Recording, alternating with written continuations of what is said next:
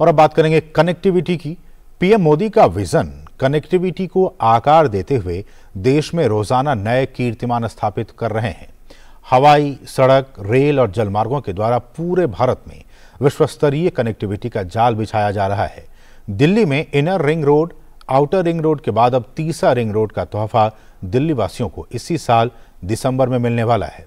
क्या कुछ है खास इस पूरे प्रोजेक्ट में, देखिए हमारे सहयोगी अभिषेक सिंह की यह खास रिपोर्ट। केंद्रीय सड़क परिवहन एवं राजमार्ग मंत्री नितिन गडकरी का दिल्ली वालों को एक लाजवाब तोहफा। दिल्ली को मिलने जा रहा है तीसरा रिंग रोड, वो भी इसी वर्ष दिसंबर में। अर्बन एक्सटेंशन रोड 2 के निर्माण से दिल्ली में यातायात दबाव और प्रदूषण में भारी कमी आएगी। सबसे बड़ी बात, इस प्रोजेक्ट पर 20 लाख टन कचरा उपयोग किया जा रहा है, जो गाजीपुर और भलसवा से लाया जा रहा है। दिल्ली को ट्रैफिक से निजात दिलाने एवं एक जगह से दूसरे जगह जाने में जहां फिलहाल 1.5 से 2 घंटे का समय लगता है, वहां इस प्रोजेक्ट के निर्माण से पहुंचने में महज 15 से 20 मिनट का समय लगेगा। पर आज लगभग 60% काम हमारा पूरा हुआ है और आने वाले किसी भी स्थिति में, मैं दिसंबर तक पहले मैंने कहा था, पर अब देखने के बाद मुझे लगता है कि मैक्सिमम 6-6 महीने के अंदर हम इसका काम पूरा करके इनॉग्रेशन भी कर सकेंगे। कोई पार्ट तो जो आखिरी का था वो 90% पूरा हुआ है।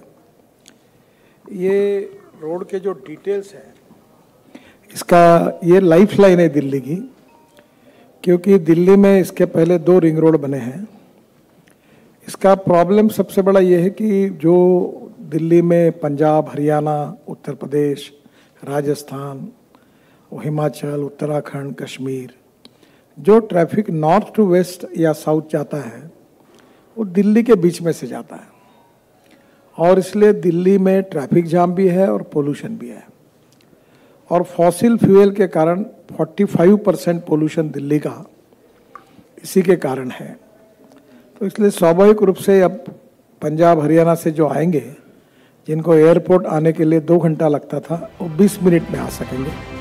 अर्बन एक्सटेंशन 2 तकरीबन 75 किलोमीटर लंबी और लगभग 8,000 करोड़ की लागत से तैयार की जा रही है, जिसके निर्माण के बाद दिल्ली से होकर गुजरने वाली 1 लाख से भी ज्यादा ट्रक, कंटेनर का बोझ और प्रदूषण दिल्ली को नहीं झेलना पड़ेगा।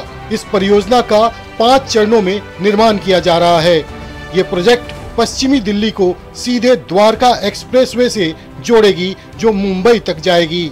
बाद में इसे जेवर में बन रहे एयरपोर्ट से भी जोड़ा जाएगा। सड़क परिवहन एवं राजमार्ग मंत्रालय की योजना इस हाईवे को जयपुर तक पायलट प्रोजेक्ट के तौर पर ई हाईवे बनाने का भी है, जिस पर इलेक्ट्रिक बसें दौड़ेंगी। आज के हाईवे की शुरुआत हुई, वहां से लेकर जयपुर तक हम इलेक्ट्रिक हाईवे बनाएंगे।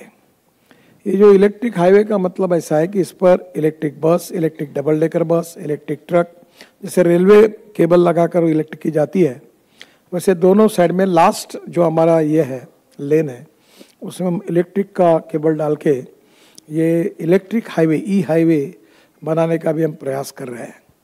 आने वाले समय में फॉसिल फ्यूल से हमारा पोल्यूशन कम हो, एक तरफ हमारे व्हीकल अल्टरनेटिव फ्यूल पर जाए और दूसरी ओर फॉसिल फ्यूल का कम से कम उपयोग हो। दिल्ली में फिलहाल 60,000 करोड़ की परियोजनाओं पर काम जारी है, जिसमें 20,000 करोड़ का काम पूरा हो चुका है, जिसके अंतर्गत मेरठ एक्सप्रेसवे और ईस्टर्न पेरिफेरल हाईवे का निर्माण पूरा किया जा चुका है। साथ ही केंद्रीय मंत्री नितिन गडकरी ने किसानों के आमदनी के लिए एक नए जरिए की शुरुआत करते हुए कहा कि उनकी पराली को खरीदकर विटामिन यानी डामर का निर्माण किया जाएगा, जिसका उपयोग सड़क निर्माण में किया जाएगा। यानी किसानों की आमदनी भी बढ़ेगी और दिल्ली वालों को पराली की वजह से होने वाले प्रदूषण से भी निजात मिलेगी।